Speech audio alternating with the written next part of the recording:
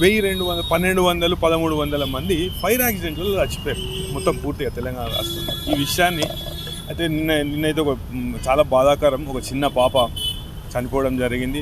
పాపతో పాటు తల్లిదండ్రులు కూడా మృతి చెందిరని తెలిసింది. ఇది చాలా బాధాకరం.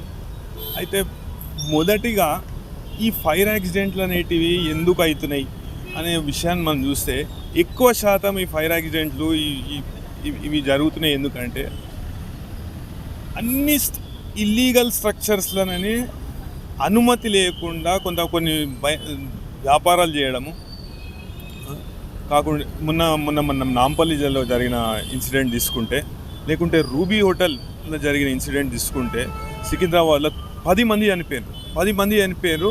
దానికి అనుమతులే లేవు, భవన నిర్మాణ అనుమతులు కూడా తీసుకోలే.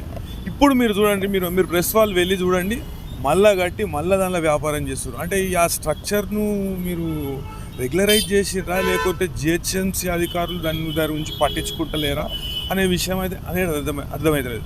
నిన్న జరిగిన ప్రమాదం మీరు చూడండి. నిన్న జరిగిన ప్రమాదంలో అయితే సెల్లార్ల ఆ అపాక్సీ, అక్రిలిక్, కెమికల్లు, లేకుంటే ఆ స్పాంజులు,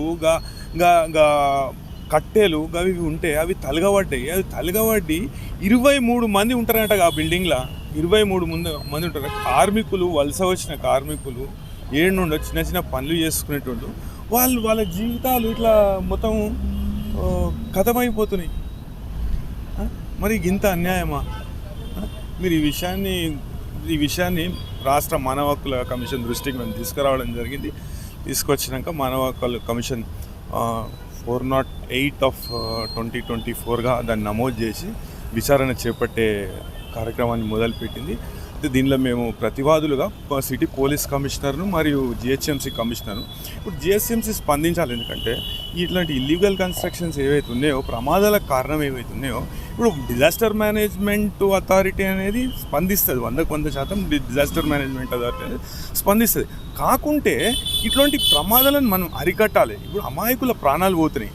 వాళ్ళకు మేము ఒక కుటుంబానికి 25 లక్షలు కాంపెన్సేషన్ ఇవ్వమని కూడా కోరడం జరిగింది. అదేవిధంగా ఇటువంటి సంఘటనలు పునరావృతం కాకుండా దీని మీద చర్యలు చేపట్టాలని కమిషన్ను ఆదేశాలు ఇవ్వవలసిందిగా కూడా కోరడం జరిగింది. అయితే ఈ విషయంలో మేము జిహెచ్ఎంసీ కమిషనర్ను, అంటే ఇల్లీగల్ స్ట్రక్చర్స్ ఏవైతే ఉన్నాయో అవన్నిటిని గుర్తించుండి మీరు ముందుగాల ఇటువంటి అక్రమ వ్యాపారాలు అనేటివి మీరు బంద్ చేపిస్తే కొద్ది శాతం ఈ ప్రమాదాలు అనేది తగ్గే ఆస్కారం ఉంటుంది. ఆ విషయాన్ని కమిషన్ దృష్టికి మేము తీసుకుపోవడం జరిగింది.